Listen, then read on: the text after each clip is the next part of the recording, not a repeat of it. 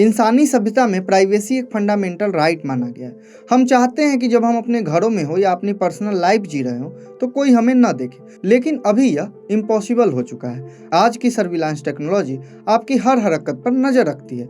आपके smartphone, social media और internet data के जरिए बड़ी कंपनियां और गवर्नमेंट आपके बारे में आपसे ज़्यादा जानती है। लेकिन जरा सोचिए, अगर कोई ऐसी निगरानी हो जो किसी देश या सरकार की नहीं हो, बल्कि इस दुनिया के बाहर से किसी सभ्यता की, एक ऐसी टेक्नोलॉजी जो इंसानी समझ से हजारों साल आगे है और जो हमें वैसे ही देख रही है जैसे हम जंगल में लगे कैमरे से जानवरों को देखते हैं। साल 1973 में खगोल शास्त्री जॉन बॉल ने एक थ्योरी दिया जिसे द जू हाइपोथेसिस कहा जाता है। यह थ्योरी कहता है कि एलियंस ने हमें अभी तक इसलिए संपर्क नहीं किया है क्योंकि वे हमें नेचुरली डेवलप्ड होते देखना चाहते हैं। जैसे हम किसी नेशनल पार्क में जाते हैं तो हम जानवरों के बीच में जाकर उन्हें परेशान नहीं करते, बल्कि दूर से उनकी हरकतों को नोट करते हैं। जू थ्योरी के समर्थकों का मानना है कि एलियंस के लिए बस हम एक नमूना है। वे देखना चाहते हैं कि युद्ध, प्यार, टेक्नोलॉजी और धर्म के बीच फंसी यह इंसानी प्रजाति खुद को कैसे बचाती है या कैसे खत्म कर लेती है। खैर, फर्मी पैराडॉक्स क्या है? भौतिकी वैज्ञानिक एनरिको फर्मी ने पूछा था, वेयर इज एवरीबॉडी? सब कहाँ है?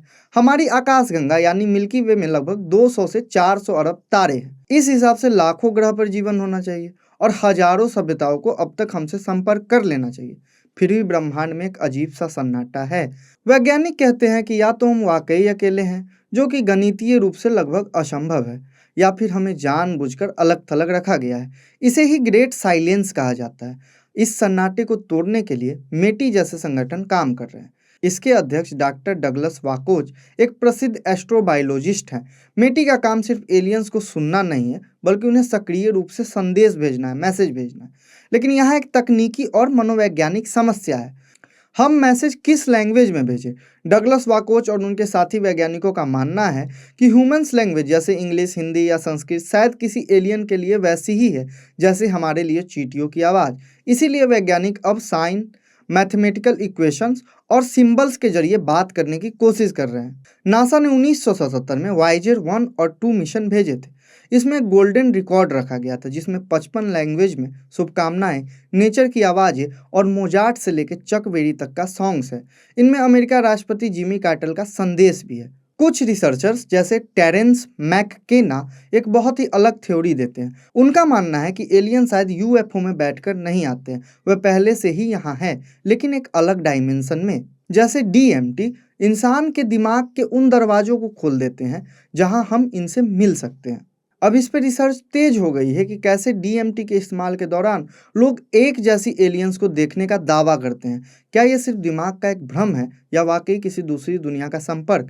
खैर, अब हम बात करते हैं साइंस की। साइंटिस्ट जेम्स बेनफोर्ड का मानना है कि अगर एलियंस हमें देख रहे हैं तो उन्होंने अपना निगरानी उपकरण कहाँ लगाए होंगे। उन्होंने को ऑर्बिटल ऑब्जेक्ट्स की ओर इशारा किया है। ये वे अंतरिक्ष की चट्टानें या एस्ट्रॉयड है जो पृथ्वी के साथ साथ सूरज का चक्कर लगाते हैं। ये चट्टानें निगरानी के लिए सबसे सटीक जगह है। इसी को ध्यान में रखते हुए चीन ने मई 2025 में अपना तियावेन 2 मिशन लॉन्च किया है, जो इसी साल जुलाई 2026 तक इन चट्टानों की जांच करने वाला है। यदि वहां कोई उपकरण मिलता है तो यह मानव हिस्ट्री की सबसे बड़ी खोज होगी। एक और थ्योरी है जिसे गैलेक्टिक क्वारंटाइन कहा जाता है।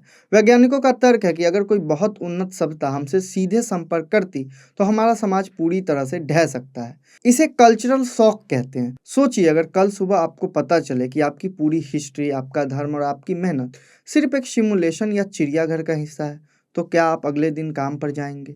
क्या सरकारें टिकी रहेंगी? शायद नहीं। इसीलिए वे हमें दूर से देख रहे हैं और इंतजार कर रहे हैं कि हम खुद इतने मैच्योर हो जाएं कि सच्चाई को झेल सके। इतनी बातें आपको मैंने बता दी। अब इसका निष्कर्ष क्या है? कार्ल सगन ने कहा था कि ब्रह्मांड एक बहुत बड़ी जगह है। अगर इसमें सिर्फ हम ही हैं तो ये जगह की बहुत बड़ी बर्बादी है।